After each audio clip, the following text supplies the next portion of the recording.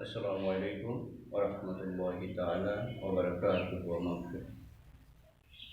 الحمد لله رب العالمين، الصلاة والسلام على سيدنا وسيد الأنبياء والمرسلين والعاقبة للمتقين. أما بعد، أعوذ بالله من الشيطان الرجيم. بسم الله الرحمن الرحيم. قال الله سبحانه وتعالى عز وجل في القرآن الكريم والفرقان الحميد. أعوذ بالله من الشيطان الرجيم. بسم الله الرحمن الرحيم. ثم جعلناك على شريعة من الأمر فاتبعها ولا تتبع أهواء الذين لا يعلمون. صدق الله العظيم. وفي موضع آخر قال سبحانه وتعالى: اليوم أكملت لكم دينكم وأتممت عليكم نعمتي ورضيت لكم الإسلام دينا. وقال النبي صلى الله عليه وسلم: بني الإسلام على خمس: شهادة أن لا إله إلا الله وأن محمدا عبده ورسوله وإقام الصلاة وإيتاء الزكاة والحج وصوم رمضان، أو كما قال عليه الصلاة والسلام. দূরেও কাছে, দেশ দেশান্তরে, যেখান থেকেই আজকে আমার এই উপস্থাপনা উপভোগ করছ, দশম শ্রেণীর পাশাপাশি নবম শ্রেণীরও, যেহেতু একই বই, নবম দশম দুটি শ্রেণীর জন্য সকলের মনোযোগ আকর্ষণ করছি। আজকের এই পাঠের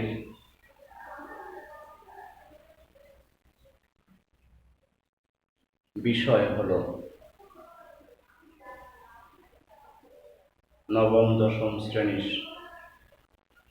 ইসলাম ও নৈতিক শিক্ষা বিষয়ের দ্বিতীয় অধ্যায়, শরীয়তের উৎস।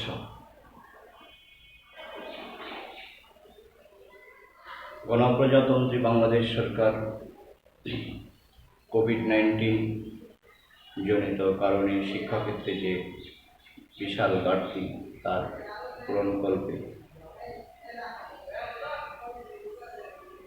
গণপ্রজাতন্ত্রী বাংলাদেশ সরকারের শিক্ষা মন্ত্রণালয়ের নির্দেশনায়, মাধ্যমিক উচ্চ শিক্ষা অধিদপ্তরের পরিচালনায় সংসদ টিভি,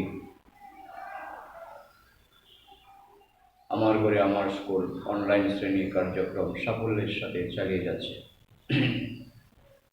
সেই প্রয়াসের অংশ হিসেবে বিজ্ঞর রাজানাথ উচ্চ বিদ্যালয়ের পক্ষ থেকে আমি মোহাম্মদ ইখলাস উদ্দিন আমার ঘরে আমার স্কুল অনুষ্ঠানে স্বাগত জানাচ্ছি দশম শ্রেণীর শিক্ষার্থীবৃন্দ। ইতিপূর্বের পাঠগুলোতে তোমরা ইসলাম ও নৈতিক শিক্ষা বিষয়ের জ্ঞান অর্জনের আলোকে পূর্ববর্তী পাঠ ও বিষয়ের আলোকে যে অর্জিত জ্ঞান হয়েছে, তার মাধ্যমে তোমরা এই বিষয়টাও জানতে পেরেছ ইসলাম একটি পূর্ণাঙ্গ জীবন ব্যবস্থা, এবং এই পূর্ণাঙ্গ জীবন ব্যবস্থা ইসলামী শরীয়ত এর আরেকটি রূপ। Islam is a complete code of life. একটি পূর্ণাঙ্গ জীবন ব্যবস্থা সেটিই হয় যার মাঝে কোনো অপূর্ণতা থাকে না। মহান আল্লাহ সুবহানাহু ওয়া তাআলা এই কথাটাই কোরআনে কারিমে আমি যা আয়াতে কারিমা তেলাওয়াত করেছি, আল্লাহ সুবহানাহু ওয়া তাআলা উল্লেখ করেছেন, বিসমিল্লাহির রহমানির রহিম, আল-ইয়াওমা আকমালতু লাকুম দীনাকুম ওয়া আতমামতু আলাইকুম নি'মাতি ওয়া রাদিতু লাকুমুল ইসলাম দীনা। সূরা আল-মাইদা আয়াত 3। ইরশাদ হচ্ছে, আজ আমি তোমাদের জন্য তোমাদের দিনকে পূর্ণাঙ্গ করলাম, তোমাদের উপর আমার নিয়ামত পরিপূর্ণ করলাম এবং তোমাদের জন্য ইসলামকে দিন হিসেবে মনোনীত করলাম। সুবহানাল্লাহ। এখন আসো, আল্লাহ তাআলা বিশ্ব মানবতার জন্য একমাত্র ইসলামকেই সিরাতুল মুস্তাকিম, সহজ সরল সঠিক পথ, পূর্ণাঙ্গ জীবন ব্যবস্থা, যে ব্যবস্থা দুনিয়াতে শান্তি এবং পরকালে মুক্তি এনে দেবে, সেই জীবন ব্যবস্থাটা পরিপূর্ণ জীবন ব্যবস্থা আল্লাহ বলেছে। এখন আমাদের আরেকটি আয়াতের দিকে মনোনিবেশ করা দরকার, যে ইসলাম পূর্ণাঙ্গ জীবন ব্যবস্থা ঠিক আছে, শরীয়ত কোথা থেকে এসেছে। শিক্ষার্থীবৃন্দ, কোরআনে কারিমে আল্লাহ তাআলা এই শরীয়ত শব্দটি ব্যবহার করেছে। দলিল প্রমাণ কি? এবার আসো কোরআন কি বলছে। বিসমিল্লাহির রহমানির রহিম, সুম্মা জাআলনাকা আলা শরীআতিন মিনাল আমরি ফাত্তাবি'হা ওয়া লা তাত্তাবি' আহওয়া'আল্লাযীনা লা ইয়া'লামুন। সূরা আল জাসিয়া আয়াত নং 18। এখানে আল্লাহ তাআলা ইরশাদ করছেন,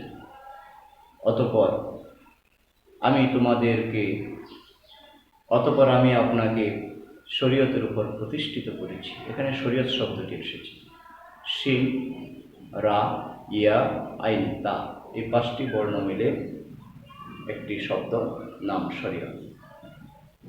অতঃপর আমি আপনাকে শরীয়তের উপর প্রতিষ্ঠিত করেছি, সুতরাং আপনি তার অনুসরণ করুন। অর্থাৎ আল্লাহর পক্ষ থেকে যে শরীয়ত অবতীর্ণ করা হয়েছে, বিধিবিধান, পথ নির্দেশনা অবতীর্ণ করা হয়েছে, তাকে অনুসরণ করুন। আর আপনি অজ্ঞদের খেয়াল খুশির অনুসরণ করবেন না। ইসলাম একটি পূর্ণাঙ্গ জীবন ব্যবস্থা, দোলনা থেকে কবর পর্যন্ত, মিনাল মাহদি ইলাল লাহাদ। একজন মানুষ শিশুর জন্মের ক্ষণেই যেমন ডান কানে আজান, বাম কানে একামত দিয়ে শুরু হয়, 7 দিনে আকিকা দিতে হয়, সুন্দর নাম রাখতে হয়, চুল মুন্ডন করতে হয়, চুলের সমপরিমাণ সোনা দানা, টাকা পয়সা বাজার দর অনুযায়ী দান করতে হয়। এরকম 7 বছর থেকেই নামাজ, 10 বছর থেকেই নামাজ রোজার বাধ্যবাধকতা রয়েছে। এরকমভাবে এই মানুষটি আবার যৌবন, প্রৌঢ়, বার্ধক্যে কোন সময়ে কোন কাজটা কিভাবে করবে, প্রস্রাব পায়খানা থেকে শুরু করে সমাজ ব্যবস্থা পরিচালনা, সার্বিক বিষয় আশয় কোরআনে কারিমে বলা হয়েছে। পরোপকার থেকে শুরু করে এমনকি সৃষ্টির সেবা, সমস্ত বিষয় এখানে এসেছে। বিস্তারিত বলার সময় এখানে নেই। এবং মৃত্যুর পরে কবরে রাখার সময় বলতে হবে বিসমিল্লাহি ওয়া আলা মিল্লাতি রাসূলিল্লাহি। আবার একটি আয়াতে কারিমা তেলাওয়াত করা হয় মানুষটিকে, মৃত লাশটিকে কবরে দাফন করার সময়, বিসমিল্লাহির রহমানির রহিম, মিনহা খালাকনাকুম ওয়া ফিহা নুঈদুকুম ওয়া মিনহা নুখরিজুকুম তারাতান উখরা। জীবনের পরতে প্রত্যেকটি স্টেজে, প্রতিদিন, প্রতিক্ষণ এমন কোনো মুহূর্ত, সময়, এমন কোনো কাজ নেই যে কাজের জিজ্ঞাসা এবং জবাব ইসলামে নেই। এ কারণে যথার্থই বলা হয়েছে ইসলাম একটি পূর্ণাঙ্গ জীবন ব্যবস্থা। আর এই জন্য আল্লাহ তাআলা বলেছেন, আপনি অজ্ঞ মূর্খদের বানানো চিন্তা চেতনা এবং বিধিবিধান, ব্যবহার, বিধানমালা এগুলোকে অনুসরণ করবেন না, কারণ মানুষের বুদ্ধি বিবেচনা সময়ের পরীক্ষায় উত্তীর্ণ নয়। বিজ্ঞানীদের অনেক কথা একটি নির্দিষ্ট যুগ পরে মিথ্যায় প্রমাণিত হয়, এমনকি বিপরীতমুখী প্রতিক্রিয়া পাওয়া যায়। কিন্তু আল্লাহ সুবহানাহু ওয়া তাআলা একমাত্র স্রষ্টা হিসেবে তিনি যে বিধিবিধান দিয়েছেন, দুনিয়ার সৃষ্টি থেকে কিয়ামত পর্যন্ত তা অলঙ্ঘনীয়, অখণ্ডনীয়, অপরিবর্তনীয় এবং পরীক্ষা নিরীক্ষা শেষে এটাই প্রতীয়মান হয়, এটাই সর্বোত্তম কল্যাণকর। সুবহানাল্লাহ। এ কারণে আল্লাহ তাআলা যথার্থই বলেছেন ইসলাম পূর্ণাঙ্গ জীবন ব্যবস্থা, আর এ কারণে আল্লাহ তাআলা এই জীবন ব্যবস্থাটাকে শরীয়ত নাম দিয়েছেন। এখন আসো জানা যাবে শরীয়ত কি। শরীয়ত শব্দের শাব্দিক অর্থ সম্পর্কে প্রথমেই আলোকপাত করছি। শরীয়ত 5টি বর্ণ শিন রা ইয়া তা আইন তা। শিন রা ইয়া আইন তা, এই 5টি বর্ণ আরবি হরফ যুক্ত একটি আরবি শব্দ। এ শব্দের আবিধানিক অর্থ হল পথ, রাস্তা, জীবন পদ্ধতি, আইন কানুন, বিধিবিধান। সাধারণত ব্যাপক অর্থে সুদৃঢ় ও সুস্পষ্ট পথ, যা অনুসরণ করলে গন্তব্যে পৌঁছা যাবে, এমন একটি পথকেই শরীয়ত বলা হয়। শাব্দিক অর্থে শরীয়ত আমরা জানলাম, পারিভাষিক সংজ্ঞাটা অর্থাৎ ইসলামের শরীয়ত কাকে বলা হয়েছে সেটা আমাদের জানা দরকার। ইসলামী পরিভাষায় ইসলামিক কার্যনীতি বা জীবন পদ্ধতিকে শরীয়ত বলা হয়। অন্য কথায় বলা যেতে পারে ইসলামী আইন কানুন বা বিধিবিধানকে একত্রে শরীয়ত বলা হয়। অর্থাৎ মহান আল্লাহ ও তার রাসূল সাল্লাল্লাহু আলাইহি ওয়াসাল্লাম যেসব আদেশ নিষেধ ও পথ নির্দেশনা মানুষকে জীবন পরিচালনার জন্য প্রদান করেছেন তাকে শরীয়ত বলা হয়। শরীয়ত এর বিষয়গত একটি বিভাজন রয়েছে। যেহেতু মানুষের জীবনের সমস্ত কার্যক্রম সম্বলিত বিধান, কার্যপদ্ধতি, নীতিমালাকে শরীয়ত বলা হয়েছে, এই কার্যপ্রণালী বিধিমালাকে 3টি বিষয়ে বিভাজন করা হয়েছে। একটি বিষয় হলো আকীদাগত অর্থাৎ বিশ্বাসগত দিক। কোরআনে যেভাবে যা বিশ্বাসের কথা বলা হয়েছে ঠিক সেভাবে বিশ্বাস করা, এটি হলো শরীয়তের আকীদাগত বিষয়। আরেকটি হলো আমল বা কার্য পদ্ধতি। নামাজ, রোজা, হজ, যাকাত, পরোপকার করা, এরকমভাবে যে সমস্ত কাজগুলো ইবাদত, এগুলা নবীজি যেভাবে করেছেন, যেভাবে করার কথা বলেছেন সেভাবেই করতে হবে। এটা হলো শরীয়তের আমল অর্থাৎ কার্যগত দিক, কার্যপ্রণালীগত দিক। শরীয়তের আরেকটা বিষয় হলো চরিত্র বা নৈতিকতা সংক্রান্ত রীতিনীতি। যেমন সত্য কথা বলা, মিথ্যা কথা না বলা, সত্য কথা বলার কি পরিণাম, মিথ্যা কথা বলার কি তিরস্কার রয়েছে, চুরি ডাকাতি, খুন খারাপি, জিনা, ব্যভিচার, এইসব যারা করে এবং যারা করে না তাদের দুটি শ্রেণীর এই দুটি স্বতন্ত্র বৈশিষ্ট্য রয়েছে। একটি হলো সার্বজনীন, সবার কাছে গ্রহণযোগ্য, আর একটি হলো সার্বজনীন নয়, এমনকি কোনো ব্যক্তিও সেটাকে পছন্দ করে না, শুধু ওই খারাপ কাজে আসক্ত ব্যক্তি ছাড়া। সেটা হলো নিন্দনীয় চরিত্র। এই চরিত্রগুলোর কথা কুরআন এবং হাদিসের বিধান অনুযায়ী সন্নিবেশিত করা হয়েছে। এবার আসা যাক আমরা শরীয়তের উৎস এর প্রকারগুলো জানব। ইসলামী শরীয়তের এই যে তিনটি বিষয়গত দিক, এগুলো প্রমাণ হয়েছে শরীয়তের চারটি উৎসের মাধ্যমে। চারটি উৎস, এই জন্যে ইসলামী শরীয়তের উৎস হলো চারটি। সর্বপ্রথম, সর্বোত্তম, সর্বশ্রেষ্ঠ, অলঙ্ঘনীয় উৎস হলো আল কোরআন। এটি আল্লাহ তাআলা পক্ষ থেকে ফেরেশতা জিবরাইলের জবানে যেভাবে নবীজির কাছে এসেছে, নবীজি যেভাবে সাহাবীদেরকে বলেছেন সেভাবে লিপিবদ্ধ হয়েছে। একটি নক্তা হরফ পর্যন্ত এর মধ্যে কোনো ব্যতিক্রম ঘটেনি। আজ পর্যন্ত, কিয়ামত পর্যন্ত এটি অলঙ্ঘনীয় এবং অপরিবর্তনীয় জীবন ব্যবস্থার প্রথম উৎস হিসেবে বিশ্ব মানবতার মুক্তির জন্য পথ নির্দেশ করে যাবে।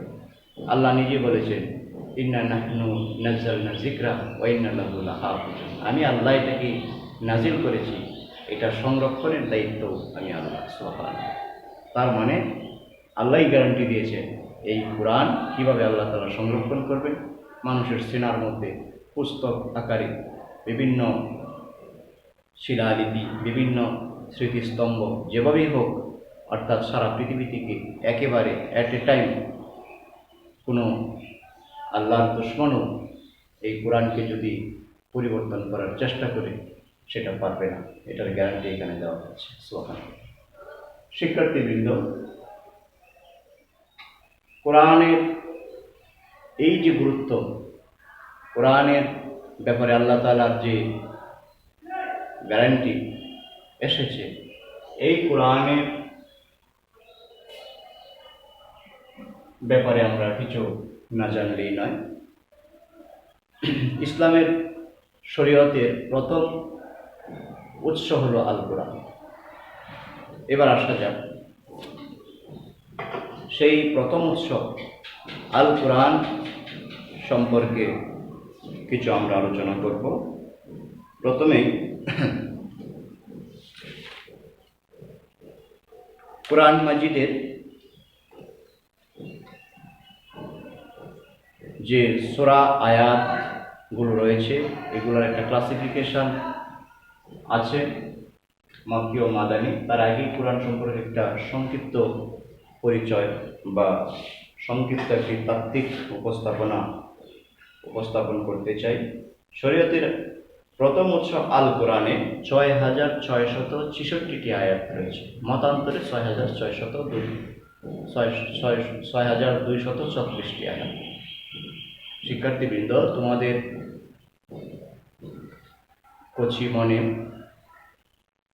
হয়তো একটি প্রশ্ন উঠতে পারে, একই মুখে যে কিতাবের কথা আল্লাহ তাআলা বলেছেন জালিকাল কিতাবুল লা রাইবা ফীহ, এই কিতাবে কোনোই সন্দেহ নেই, সেই কিতাবেই ৬,৬৩৬টি, আবার ৬,৬৬৬টি এবং ৬,২৩৬টি আয়াতের কথা কীভাবে বললাম? শিক্ষার্থীবৃন্দ, দুটি কথাই সঠিক। কোরআনে আল্লাহ তাআলা আকিমুস সালাহ ৮২ বার উল্লেখ করেছেন। ৮২ বার যদি গণা হয় তাহলে ৮২, আর যদি ৮২ বার যেহেতু উল্লেখ করা হয়েছে আকিমুস সালাহ ওয়া আতুজ যাকাত, এখানে অনেক ইসলামী বিশেষজ্ঞ ৮২ বার না গুনে গণেছেন একবার ধরা হলে ৮১ বাদ যাবে, ৮১ মাইনাস করে ১ ধরা হবে। এরকম অনেক আয়াত একাধিকবার এসেছে, যে কারণে ৬,৬৬৬টির জায়গায় ৬,২৩৬টি বললে একবার গণা মাধ্যমে এটা ধরা হয়েছে। অতএব দুইটি সংখ্যা, দুইটি তথ্যই সঠিক। ধন্যবাদ। ৬,৬৬৬টি, ৬,৬৬৬টি অথবা ৬,২৩৬টি, মূলত দুটি কথাই সঠিক। এই আয়াতে কারিমাগুলো কোরআন মাজিদের ৩০টি পারায় বিভক্ত রয়েছে এবং এই আয়াতে কারিমাগুলো ১১৪টি সূরার মধ্যে সন্নিবেশিত করা হয়েছে।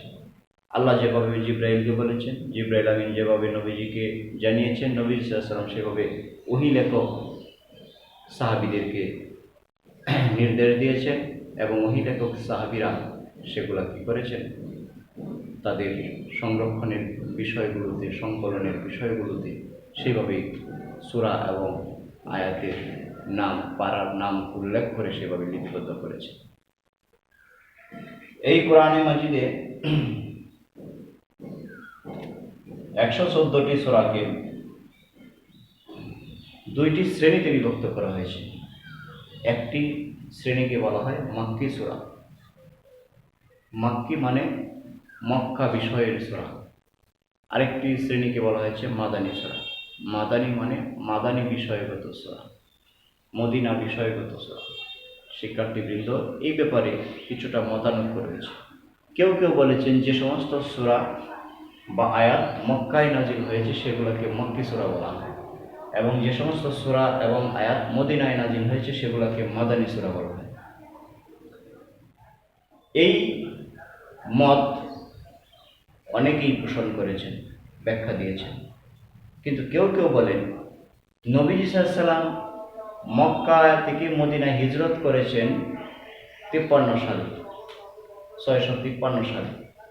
653 সালে মদিনায় হিজরত করার পরে যে সূরা নাজিল হয়েছে সেগুলো মাদানী, ঠিক আছে। 653 সালের আগে নবীজি মক্কায় ছিলেন, এগুলা মক্কি সূরা, ঠিক আছে। কিন্তু মক্কা ছেড়েও তো নবীজি 653 সালের আগে তায়েফে যান, এবং অন্যান্য জায়গায় যে সূরা নাজিল হয়েছে সেটিও মক্কার সাথে সংযুক্ত করা হয়েছে।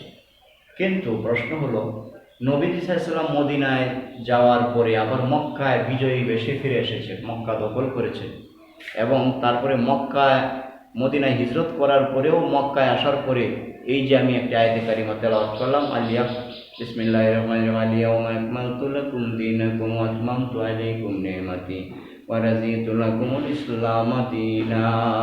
এই আয়াতটি নাযিল হয়েছিল মদিনা থেকে বিজয় বেশে মক্কায় আসার পরে 10ম হিজরিতে যখন হজ করেন, বিদায় হজ করে চলার পথে মদিনার দিকে যাত্রা পথে যখন বিদায় হজের ভাষণ দেন, তখন এই আয়াতে কারিমা নাজিল করে আল্লাহ তাআলা কি করেছেন, গ্যারান্টি দিয়েছেন ইসলাম পূর্ণাঙ্গ জীবন ব্যবস্থা। সুবহানাল্লাহ। তাহলে এই আয়াতটিও তো মদিনায় হিজরত করার পরে নাজিল হয়েছে, কিন্তু স্থানটা ছিল মক্কা। তাহলে এটা কোন আয়াত হবে? হাজিরিন, এই কারণে অনেক বুদ্ধিজীবী, ইসলামী বিশেষজ্ঞ স্কলার এটা একমত হয়েছেন যে মক্কা থেকে মদিনা হিজরত করার পরেই হোক বা আগেই হোক, যেগুলো মক্কায় নাজিল হয়েছে মক্কি, যেগুলো মদিনায় নাজিল হয়েছে সেগুলো মাদানী। যাক, মতানৈক্য যাই হোক, মূলত দুটি মতানৈক্যই সঠিক। যেমন 6236টি এবং 6666টি, দুইটাই সঠিক। ঠিক এরকমভাবে এই বিষয়টাও সঠিক। ইসলামী বিশেষজ্ঞরা যা বোঝেন, যেভাবে বোঝেন, আমরা আকলগত, বুদ্ধিমত্তাগত, জ্ঞানগত পূর্ণতার কারণে হয়তো আমাদের বুঝে আসে না, এগুলো ওইভাবেই মেনে নেওয়ার নামই হলো ঈমান, মুসলমানের কাজ। সুবহানাল্লাহ। শিক্ষার্থীবৃন্দ, আল কোরআনের এই মাক্কি এবং মাদানী সূরার সংখ্যার দিক থেকে কোনো মতানৈক্য নেই। মক্কি সূরা 86টি সূরা। মক্কি সূরার সংখ্যা কত? 86টি, এবং মাদানী সূরার সংখ্যা হলো 28টি। এই হলো 86 যোগ 28, 114টি সূরা। শিক্ষার্থীবৃন্দ, এই 114টি সূরা মক্কি এবং মাদানী সূরা থেকে আমরা তোমাদের শ্রেণী উপযোগী 3টি সূরা সম্পর্কে আলোকপাত করব। প্রথমে আসা যাক সূরা আল ইনশিরাহ। শিক্ষার্থীবৃন্দ, সূরা আল ইনশিরাহ কোরআনে কারিমের এমন একটি সূরাটি ছোট হলেও নবী পাক সাল্লাল্লাহু আলাইহি সাল্লামের প্রতি আল্লাহ তাআলার যে করুণার যে ব্যাপকতা এবং নবীজির প্রতি আল্লাহ তাআলার যে ভালোবাসা, তার একটি স্বরূপ এখানে ফুটে উঠেছে। আল্লাহ সুবহানাহু ওয়া তাআলা তার হাবিব সাল্লাল্লাহু আলাইহি সাল্লামকে কতটুকু ভালোবাসেন এর একটা রূপরেখা এখানে পাওয়া যায়। সূরা ইনশিরাহ সম্পর্কে বলার আগে সূরাটি কেন নাজিল হয়েছে এটা একটু আমরা জেনে নিই। মহানবী সাল্লাল্লাহু আলাইহি ওয়াসাল্লামের নবুয়ত লাভের পূর্বেও মক্কা নগরীর অত্যন্ত সম্মানিত মানুষ ছিলেন তিনি। সারা আরবের লোক তাকে ভালোবাসত, শ্রদ্ধা সম্মান করত। ইসলামের দাওয়াত দিতে থাকলে মক্কাবাসীরা তার বিরোধিতা শুরু করেন, তাকে ঠাট্টা বিদ্রুপ করতে থাকেন। কবি, গণক, জাদুকর, পাগল ইত্যাদি বলে কষ্ট দিত। মুসলিম সাহাবীদের উপর নানাভাবে অত্যাচার নির্যাতন করা হতো। এমনকি নামাজরত অবস্থায় নবী সাল্লাল্লাহু আলাইহি ওয়াসাল্লামের উপর উটের নাড়ি ভুঁড়ি চাপিয়ে দিত, এরকমভাবে কষ্ট দিত। এরকম নানাভাবে কাফিররা নবী সাল্লাল্লাহু আলাইহি ওয়াসাল্লামকে কষ্ট দিয়ে যাচ্ছিল। কাফিরদের ঠাট্টা বিদ্রুপ অন্যায় অত্যাচারে আল্লাহ তাআলা উদ্বিগ্ন হতাশ হয়ে পড়েন। এমন পরিস্থিতি আল্লাহ তাআলা এই সূরা নাজিল করে মহানবী সাল্লাল্লাহু আলাইহি ওয়াসাল্লামকে সান্ত্বনা দেন। আল্লাহ সুবহানাহু ওয়া তাআলা বলেন, বিসমিল্লাহির রহমানির রহিম, আলাম নাশরাহ লাকা সাদরাক। ও নবী, আমি আপনার পক্ষ, আপনার কল্যাণে প্রশস্ত করে দেই নাই কি? ওয়া ওয়াদানা আনকা বিজরাক, আমি আপনার বোঝা অপসারণ করেছি। এগুলো ব্যাখ্যা সাপেক্ষ, অনেক সময় লাগবে সাধারণ অনুবাদটুকু। আল্লাযী আনকাযা যাহরাক, যা আপনার পৃষ্ঠদেশকে নুইয়ে দিয়েছিল। ওয়া রাফা'না লাকা যিকরাক, আমি আপনার খ্যাতিকে উচ্চ মর্যাদা দান করেছি। কিয়ামত পর্যন্ত নবীজির সুনাম বিশ্ব মানবতা যেভাবে করবে প্রতিনিয়ত, প্রতি মুহূর্তে। আল্লাহ তাআলা নবীজিকে রাহমাতুল লিল আলামিন বানিয়েছেন। আল্লাহ হলেন রব্বুল আলামিন। যত জগতে আল্লাহ প্রতিপালক, তত জগতে নবীজি আল্লাহর রহমতের উসিলা। সুবহানাল্লাহ। এরপরে বলা হচ্ছে ফাইন্না মা'আল উসরি ইউসরা, প্রতিটা কষ্টের পরেই দুইটা সুখ রয়েছে। ইন্না মা'আল উসরি ইউসরা, নিশ্চয়ই প্রতিটি কষ্টের বদলে দুইটা সুখ। ইউসরা মানে ইউসরানে। ফাইযা ফারাগতা ফানসাব, অতএব আপনি যখন অবসর পান একান্তে নিবেদন করুন, আল্লাহর কাছে প্রার্থনা করুন। তাফসিরে এসেছে মুনাজাত করুন, আল্লাহর কাছে চান। ওয়া ইলা রাব্বিকা ফারগাব, যখন নামাজ থেকে বিরত হন তখন আল্লাহর কাছে প্রার্থনা করুন এবং আপনার প্রতিপালকের প্রতি মনোনিবেশ করুন। সুবহানাল্লাহ। এই সূরা ইনশিরাহ এর আয়াত সংখ্যা 8টি। এটি একটি মাক্কি সূরা। এটা কোরআন মাজিদের 94তম সূরা। এই সূরার নাশরাহ শব্দের ক্রিয়ামূল বিবেচনায় এ সূরার নাম রাখা হয়েছে আল ইনশিরাহ। শিক্ষার্থীবৃন্দ, এরপরে যে সূরাটি সম্পর্কে আলোচনা না করলেই নয় সেটি হলো সূরা আত-তিন।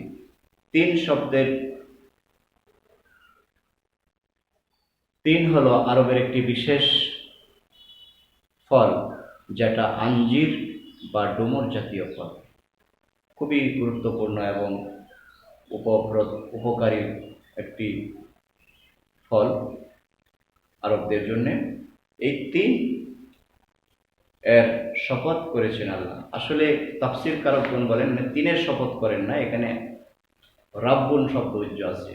ওয়ারাব্বিত তিন, অর্থাৎ তিনকে যে আল্লাহ সৃষ্টি করেছেন, যে রব সৃষ্টি করেছেন, সেই রবের কসমই আল্লাহ করেছেন। কারণ মানুষের জন্য সৃষ্টির কোনো শপথ করা জায়েজ নেই। এটি কোরআনের 95তম সূরা। এটি মক্কায় অবতীর্ণ হয়। এর আয়াত সংখ্যা 8। সূরার প্রথম শব্দ তিন থেকে সূরার নামকরণ করা হয়েছে তিন। বিশেষ কোনো ঘটনা বা অবস্থার পরিপ্রেক্ষিতে সূরাটি নাজিল হয়নি, বরং মানব জাতির জন্য পরিপূর্ণ সফলতা লাভের নির্দেশনা ও পরকালের জবাবদিহির কথা স্মরণ করিয়ে দেওয়ার জন্য আল্লাহ তাআলা এই সূরা নাজিল করেন। এই কারণে আল্লাহ তাআলা যথার্থই বলেছেন, বিসমিল্লাহির রহমানির রহিম, ওয়াত-তিনি ওয়াজ-যাইতুন ওয়াতুরি সিনিনা ওয়া হাযাল বালাদিল আমিন। শপথ আঞ্জির ও জাইতুনের, আর শপথ সিনাই প্রান্তরস্থ তুর পর্বতের, ওয়া হাযাল বালাদিল আমিন, এবং শপথে নিরাপদ নগরীর মক্কা নগরীর শপথ আল্লাহ করেছেন।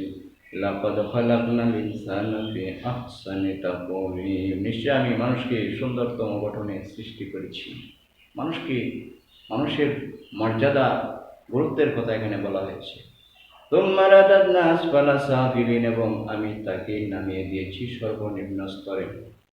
মানুষকে এত মর্যাদা আল্লাহ দিয়েছেন, 9.5 লক্ষ বছর পর্যন্ত ইবাদত করে যে জিন, যে শয়তান মুআল্লিমুল মালায়েকা হয়ে গেছিল, সেই শয়তানও আদবকে সেজদা না করার কারণে আল্লাহ তাআলা অভিশপ্ত করে দিলেন। মানুষকে আল্লাহ কত ভালোবাসেন, এই জন্য আল্লাহ তাআলা কোরআনে কারিমে বলেছেন, লাকাদ কাররামনা বানি আদম।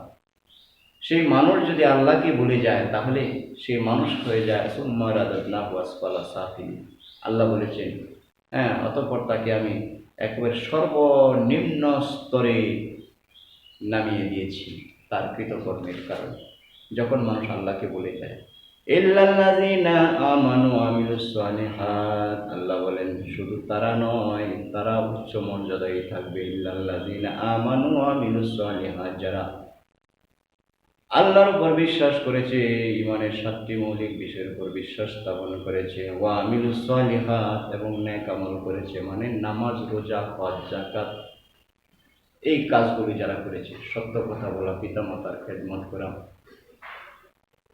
মানুষকে বড়কে সম্মান করা, ছোটকে স্নেহ করা, আলিমকে তার সম্মান করা, এই বিষয়গুলো যেগুলা সার্বজনীনভাবে কল্যাণকর, এগুলা যারা মেনে চলেছে তারাই সৎকর্মশীল।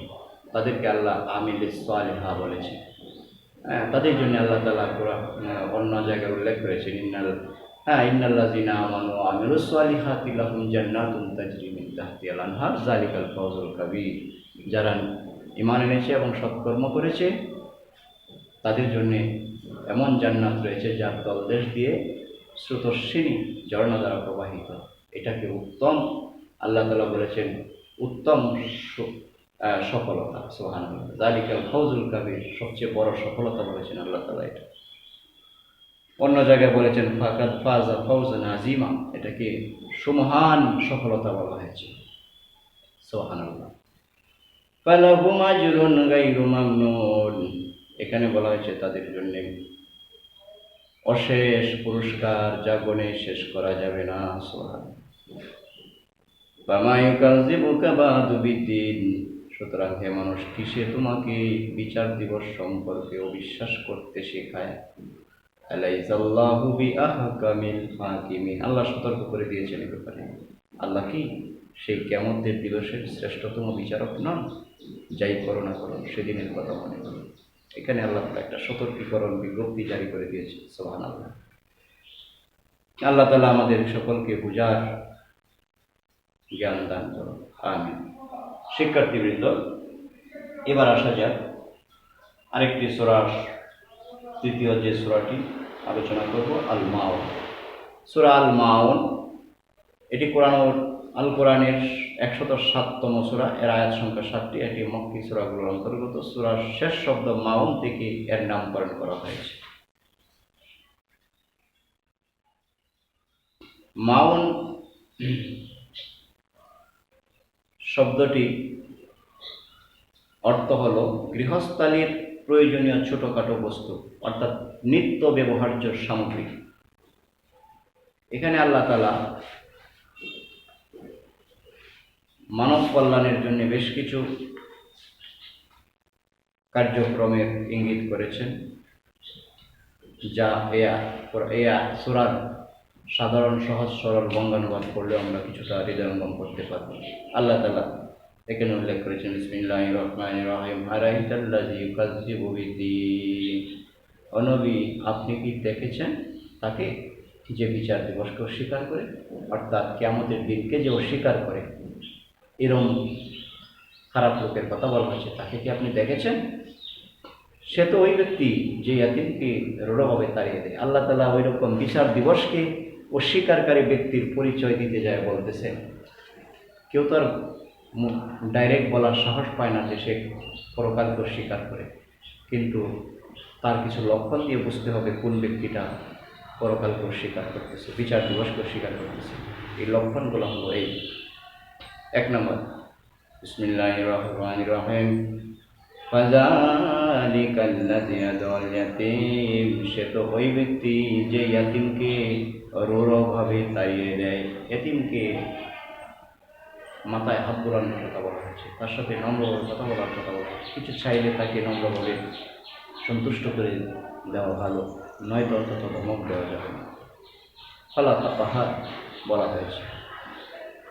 বিসমিল্লাহির রহমানির রহিম ওয়ালা ইয়াহুদ্দু আলা তা'আমিল মিসকিন। আর সেই বিচার দিবসকে অস্বীকারী ব্যক্তির আরেকটা বৈশিষ্ট্য হলো আর সে অভাবগ্রস্তকে খাদ্য দানে উৎসাহ দেয় না।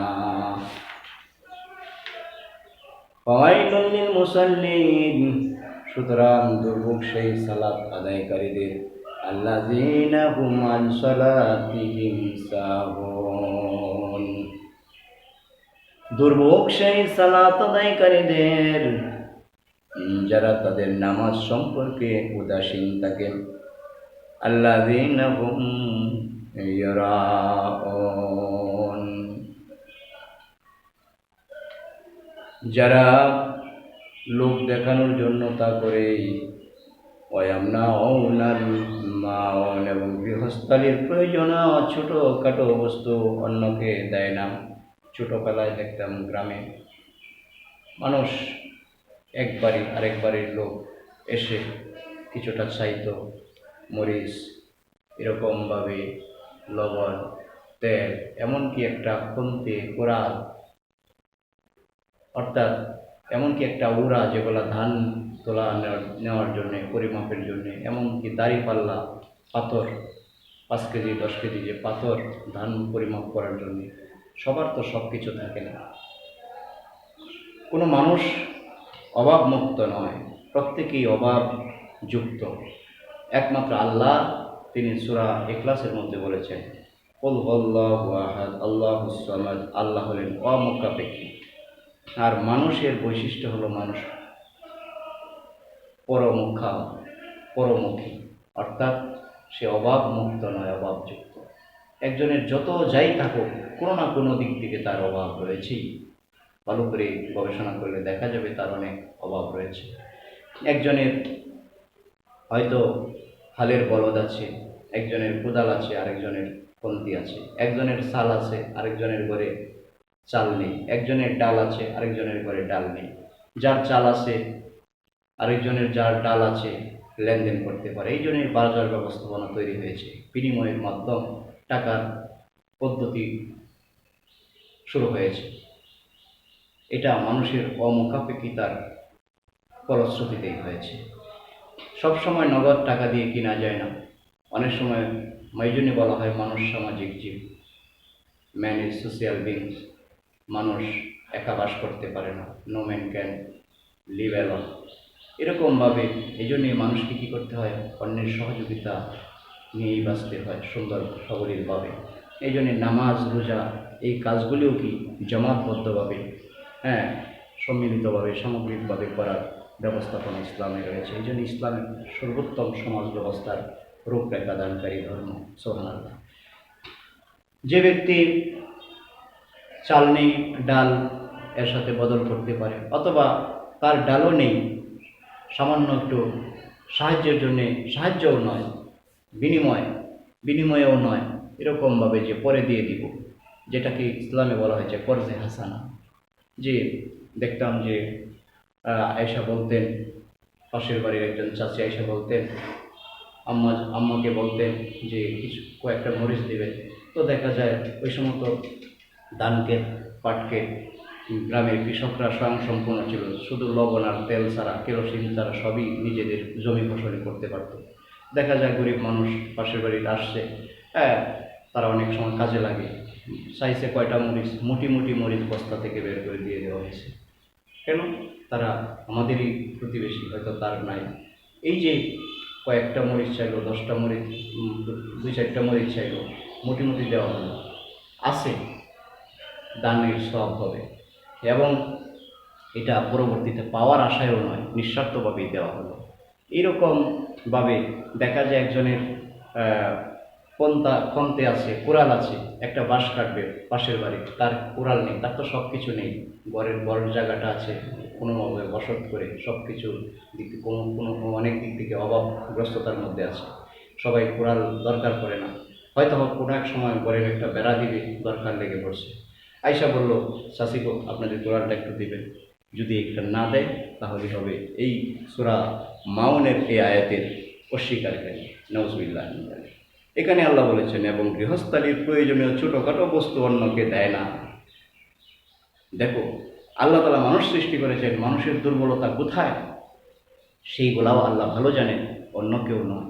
এই জন্যে আল্লাহ তাআলা তার নবীকে বলেছেন যে অজ্ঞ মূর্খদের জ্ঞান বুদ্ধি থেকে উৎসারিত চিন্তা চেতনা আইন কানুন এগুলাকে প্রশ্রয় দিবে না। আল্লাহ যে শরীয়ত নাজিল করেছেন জীবনের পরতে পরতে সেই শরীয়তের অনুসরণ করো, তাহলে দুনিয়াতে মানুষের মুক্তি হবে, পরকালে দুনিয়াতে মানুষের মানবতার শান্তি আসবে, পরকালেও মুক্তি আসবে। সুবহানাল্লাহ। এই যে বিষয়টা, এটাও আল্লাহ তাআলা কত নিকটভাবে উপস্থাপন করেছে, যে এই জন্য বলেছেন এবং গৃহস্থালির প্রয়োজনীয় ছোটোখাটো বস্তু অন্যকে দেয় না, সেই হলো কিয়ামতের দিবসকে অস্বীকারী। নাউজুবিল্লাহ মিন যালিক। শিক্ষার্থীবৃন্দ, এবার আসুন ইসলামী শরীয়তের দ্বিতীয় উৎসব সম্পর্কে কিছুটা আলোকপাত করা যাবে। ইসলামী শরীয়তের দ্বিতীয় উৎস হল সুন্নাহ। সুন্নাহকে হাদিসও বলা হয়।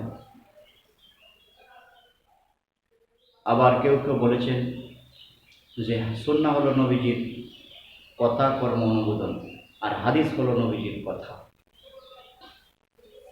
তাহলে এই দিক থেকে একটি আরেকটির পরিপূরক। যাই হোক, সুন্নাহ বা হাদিস, খবর বা আসার বিভিন্নভাবে যেভাবেই বলা হোক, মূলত ইসলামের দ্বিতীয় উৎস হলো নবীজির কথা কর্ম অনুমোদন। নবীজি সাল্লাল্লাহু আলাইহি ওয়াসাল্লামের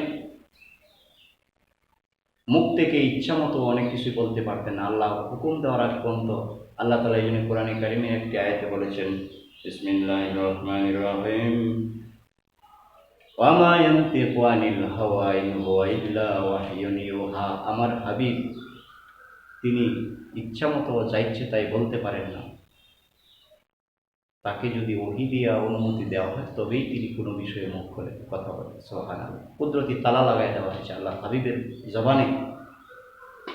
আল্লাহ তাআলা অনুমতি দিলেই, কোনো কিছু প্রকাশ করতে চাইলেই নবীজির মুখ থেকে তা প্রকাশিত হবে। সুবহানাল্লাহ। এই জন্যেই 1400 বছর কেন, 14,000, 14 লক্ষ, 14 কোটি বছর পরেও কিয়ামত পর্যন্ত নবীজির কথাগুলো যে তাৎপর্য, যে অখণ্ডতা, অলঙ্ঘনীয় বিষয়, এটা পরতে পরতে প্রমাণিত হতে থাকবে। সুবহানাল্লাহ। নবীজি সাল্লাল্লাহু আলাইহি ওয়াসাল্লাম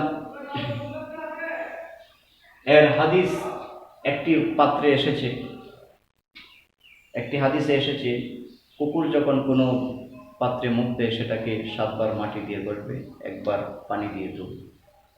বিজ্ঞানীদের মাথা গরম হয়ে গেছে, আর ইসলামে তো আধুনিক ধর্ম, এত পরিচ্ছন্ন বিধিবিধান, এখানে কেন মাটির কথা বলা হলো?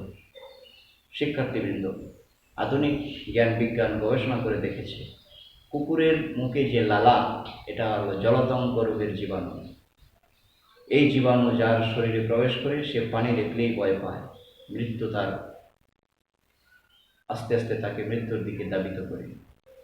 শিক্ষার্থীবৃন্দ, জ্ঞানীরা গবেষণা করে দেখেছেন, বিজ্ঞানীরা, যে এই জলাতঙ্ক রোগের জীবাণুকে দমন করতে পারে মাটি। মাটিকে আল্লাহ তাআলা, পানিকে আল্লাহ তাআলা পবিত্রকারী বানিয়েছেন। এই জন্য মাটি দিয়ে তায়াম্মুম করলেও নামাজ পড়া যায়। এই মাটি হলো প্রতিষেধক। তাহলে আল্লাহ রাসূলের এই বিধানটি, এই হাদিসটি 1400 বছর আগের মানুষেরা হয়তো অতটা বুঝতে পারে নাই এটার কী তাৎপর্য রয়েছে। 1400 বছর পরে এই একবিংশ শতাব্দীর উন্নত জ্ঞান সমৃদ্ধ মানুষগুলো কিছুটা বুঝতে পারল যে কেন নবীজি হাদিসটি বলেছেন, এটার তাৎপর্য কী। তাহলে এর দ্বারাই প্রতীয়মান হয় ইসলাম সর্বযুগীন, সর্বাধুনিক। হয়তো কোনো বিষয় আমরা তাৎক্ষণিক ভালো মনে নাও লাগতে পারে, কিন্তু এটার মধ্যেই কল্যাণ, এটা বিশ্বাস করার নামই হল ইসলাম। এই জন্য আল্লাহ তাআলাও কোরআনে একটি আয়াতে সতর্ক করে জানিয়ে দিয়েছেন, ওয়াসা আন তাকরাহু শাইআন ওয়া হুয়া খায়রুল লাকুম ওয়াসা আন তুহিব্বু শাইআন ওয়া হুয়া শাররুল লাকুম। তোমরা যেটাকে ভালো মনে করতেছো সেটা প্রকৃত ভালো নাও হতে পারে, আল্লাহ ভালো জানেন কোনটা ভালো। তোমরা যেটাকে মন্দ মনে করতেছো সেটা প্রকৃতপক্ষে মন্দ নাও হতে পারে, প্রকৃতপক্ষে আল্লাহই জানেন কোনটা মন্দ কোনটা ভালো। এই জন্যে মুমিন তো সেই আল্লাহর বিধিবিধান নবীজির আদর্শের কাছে বিনা বাক্য ব্যয়ে আত্মসমর্পণ করবে, এর নাম হলো ইসলাম। এই জন্য ইসলাম শব্দের অর্থ হলো আত্মসমর্পণকারী। আত্মসমর্পণ যে করে সে বিশৃঙ্খলা করতে পারে না, সে শান্তির পথে চলে। যে বিশৃঙ্খলা না করে সেই তো শৃঙ্খলার মধ্যে থাকে, শৃঙ্খলার মধ্যেই তো শান্তি। সুবহানাল্লাহ। এই জন্য ইসলাম শব্দের অর্থ আত্মসমর্পণ। ইসলাম মানেই শান্তি। ইসলামের এই হামজা, সিন, লাম, আলিফ, মিম, এই বর্ণগুলোর মূল বর্ণ হলো সিন, লাম, মিম। সিলমুন মানে শান্তি, সিলমুন মানে আত্মসমর্পণ। শিক্ষার্থীবৃন্দ, এবার নবী সাল্লামের লক্ষ লক্ষ হাদিসের খনি থেকে দশম শ্রেণীর শিক্ষার্থীদের উপযোগী এখানে 5টি হাদিস সম্পর্কে কিছুটা আলোকপাত করব। এর প্রথম হাদিসটি হলো একটি বিশুদ্ধ হাদিস, যেটা আল্লাহর কিতাব কোরআনের পরে পৃথিবীর মানুষদের মহান জ্ঞানী ইসলামী বিশেষজ্ঞদের মধ্যে থেকে ইমাম বুখারী রাহমাতুল্লাহ আলাইহি রচিত সর্বশ্রেষ্ঠ মানব রচিত কিতাব, মানব সংকলিত নবীজির হাদিস সম্বলিত কিতাব বুখারী শরীফের প্রথম হাদিসটি প্রকৃতপক্ষে সকল কাজ নিয়তের উপর নির্ভরশীল। বুখারী শরীফে এসেছে হাদিসটি। শিক্ষার্থীবৃন্দ, সময় খুব কমে গেছে, আমাকে শেষ করতে হবে, একটু সময় নিচ্ছি। হাদিস নাম্বার পার্ট 13, পার্ট 12, হাদিস 1, ইন্নামাল আমালু বিন্নিয়াত। এটা তোমরা ভালো করে পড়বে। সকল কাজের সফলতা নিয়তের উপর নির্ভরশীল। তুমি যদি ভালো ফলাফল করতে চাও, নিয়ত করো বছরের প্রথম দিক থেকে তোমার দ্বারা ভালো পড়ালেখা সম্ভব, রেজাল্ট ভালো হবে। অন্তত ফার্স্ট ক্লাস না পেলেও সেকেন্ড ক্লাস তো আসবে, আশাই করা যায়। কিন্তু যদি তুমি হাত গুটিয়ে বসে থাকো তাহলে সম্ভব নয়। ইন্নামাল আমালু বিন্নিয়াত, এই হাদিসটির বাস্তব জীবনে আমাদের অনুসরণ করতে হবে।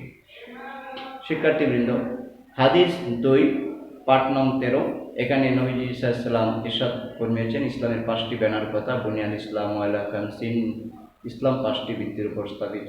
শাহাদাতি আল্লা ইলাহা ইল্লাল্লাহ ওয়া আন্না মুহাম্মাদান আবদুহু ওয়া রাসূলুহু, এবং একথা বলা, সাক্ষী দেওয়া যে আল্লাহ ছাড়া কোনো মাবুদ নাই, মুহাম্মদ সাল্লাল্লাহু আলাইহি ওয়াসাল্লাম আল্লাহর বান্দা এবং রাসূল। ওয়া ইকামিস সালাত, নামাজ পড়া 5 ওয়াক্ত, ইতাই যাকাত আদায় করা, ওয়াল হজ্জে, এবং হজ করা সারা জীবনে একবার যদি সামর্থ্য থাকে, ওয়াসাউমি রমাদান, এবং রমজান মাসে রোজা রাখা। এরপরে পার্ট 15, হাদিস নং 4। এখানে নবী সাল্লাল্লাহু আলাইহি ওয়াসাল্লাম সদকায়ে জারির একটি রূপ উল্লেখ করেছেন। বিসমিল্লাহ। এখানে নবী সাল্লাল্লাহু আলাইহি ওয়াসাল্লাম বলেছেন, মা মিন মুসলিম ইয়াগরিস গারসান আও ইয়াজরাউ জারআন, কোনো মুমিন যদি একটা শস্য গাছ লাগায়, একটা ফল গাছ লাগায়, আও ইয়াজরাউ জারআন ফায়াকুলু মিনহু তায়রা আও ইনসান আও বাহিমা, এবং এই ফল গাছ থেকে যদি কোনো পাখিও সেখান থেকে আহার করে, কোনো মানুষ যদিও সেটা চুরি করে হোক বা যেভাবেই হোক, বলে হোক না বলে হোক, সামনে হোক বা পতিত অবস্থায় তুরিয়ে হোক, যেভাবেই খাক না কেন, এবং বাহিমা কোনো পশু যদি সেখান থেকে আহার করে, তাহলেও সেটা সদকায়ে জারিয়ার সওয়াব হবে। ইল্লা কানা লাহু বিহি সাদকা, এটা তার জন্য সদকা হবে। তার কাছ থেকে বলে নিলেও সদকা, না বলে চুরি করে নিলেও সেটা সদকা। সুবহানাল্লাহ। এই জন্য আমাদেরকে বেশি করে বৃক্ষরোপণ করতে হবে। ইসলামের একটা কত উত্তম আদর্শ এখানে বৃক্ষরোপণ। আজকাল এই মরুকরণের যুগে মানুষ, বিজ্ঞানীরা বৃক্ষরোপণের দিকে যে দিক নির্দেশনা দিচ্ছেন, 1400 বছর আগে আল্লাহ রাসূল সাল্লাল্লাহু আলাইহি ওয়াসাল্লাম সেটা বলে গিয়েছেন। সুবহানাল্লাহ। এরপরে পার্ট 17, হাদিস নং 6, একটু খেয়াল করি। আল খালকু ইয়াদুল্লাহ, সমস্ত সৃষ্টি জগৎ হল আল্লাহর পরিবার। আফা আহাব্বুল খালকে, সুতরাং উত্তম সৃষ্টি হলো ইলাল্লাহি, আল্লাহর কাছে উত্তম সৃষ্টি হলো সেই যে কি করবে, তা আল্লাহর পরিবারকে এহসান করবে, দয়া করবে। অর্থাৎ সৃষ্টির প্রতি কুকুর বিড়াল থেকে শুরু করে গাছপালা যত, এমনকি মানুষ ধর্ম বর্ণ নির্বিশেষে যেই হোক, মানুষের প্রতি যে দয়া করে, হ্যাঁ, সে হলো আল্লাহর সৃষ্টির মধ্যে উত্তম। কারণ ধর্মবর্ণ এবং সৃষ্টিগতভাবে সে যেই হোক, কুকুর বিড়ালই হোক, সবাই কিন্তু আল্লাহর সৃষ্টি। অতএব আল্লাহ নির্দেশ দিয়েছেন সৃষ্টির প্রতি দয়া করতে। সুবহানাল্লাহ। তাহলে মানবতার ধর্ম হলো ইসলাম। এরপরে আমরা পার্ট 21, হাদিস নং 10 সম্পর্কে একটু বলে শেষ করব। বুখারী শরীফের সর্বশেষ হাদিস। এই হাদিসটিতে এসেছে কালিমাতানে হাবিবাতানে ইলার রহমান খাফিফাতানে আলাল লিসান সাকিলাতানে ফিল মিজান সুবহানাল্লাহি ওয়া বিহামদিহি সুবহানাল্লাহিল আযীম। দুটি কালেমা আল্লাহর কাছে খুব পছন্দনীয়, রহমানের কাছে অধিক পছন্দনীয়। ওয়া খাফিফাতানে আলাল লিসান, মুখে উচ্চারণ করতেও খুব হালকা লাগে, সহজ লাগে। ওয়া সাকিলাতানে ফিল মিজান, এবং মিজানের পাল্লায় কিয়ামতের দিন নাকি ওজন করার সময় মিজানের পাল্লাও সেটা ভারী করবে। এই কালেমাটা হলো সুবহানাল্লাহি ওয়া বিহামদিহি সুবহানাল্লাহিল আযীম। এই কালেমাটি আমরা জিকির করি, মুসলমানেরা জিকির করে, যেই জিকির করবে তার সওয়াব আল্লাহ তাআলা দান করবেন। বিশেষ করে রমাদান মাসে কোনো জিকির একবার করলে রমাদান ছাড়া 70টা জিকিরের সমান সওয়াব হবে। আল্লাহ তাআলা আমাদের দুনিয়া এবং আখিরাতে শান্তি এবং মুক্তি দান করুন। ইসলামের খাঁটি অনুসারী প্রকৃত মুসলিম হিসেবে কবুল করুন। সকলে বলো আমিন। আমা তৌফিক ইল্লা বিল্লাহ। আসসালামু আলাইকুম ওয়া রাহমাতুল্লাহি তাআলা ওয়া বারাকাতুহু।